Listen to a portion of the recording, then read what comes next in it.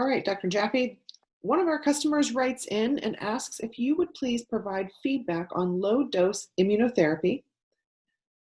Doctor writes on to ask which antigen should you desensitize people to?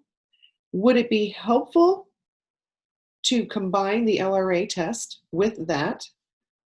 Um, this particular practitioner is watching some YouTube information and getting some information online and is looking to you for the truth, please.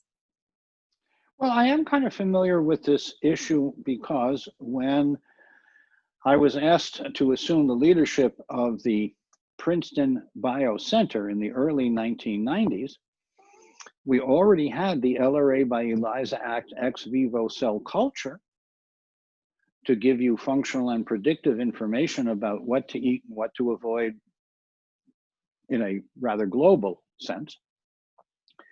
And Dr. Carl Pfeiffer had known the physician, the scientist who originated this low dose immunotherapy. First, you have to titrate to find exactly what the dose is. Then you can use either injections or drops, depending on the individual. And I can tell you, having done hundreds of comparisons, that the LRA by ELISA Act test gave us everything we needed. And the symptom suppression, so the idea of the low dose therapy, whether you do it by injection or by drops, the goal is to reduce symptoms.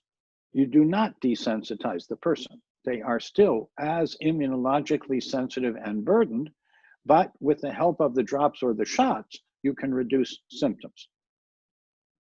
Since we want to get to the cause, and we are less concerned about symptom suppression, we do not recommend the so-called low-dose immunotherapy because it is symptom reactive, it is pharmacologic, not physiologic, and it does not seem, in our experience, to add anything to the LRA by ELISA Act tests and plan that comes back with it if the person will fill out the health appraisal questionnaire, what we call the HAQ. So we do not recommend immunosuppressive or symptom suppressive therapies. We do recommend restorative therapies for the microbiome and the metabolome, for the neurochemicals, hormones, and immune defense and repair system, as well as your mental physical equilibrium. And the colleagues who follow that guidance have given up using drops or shots to suppress symptoms.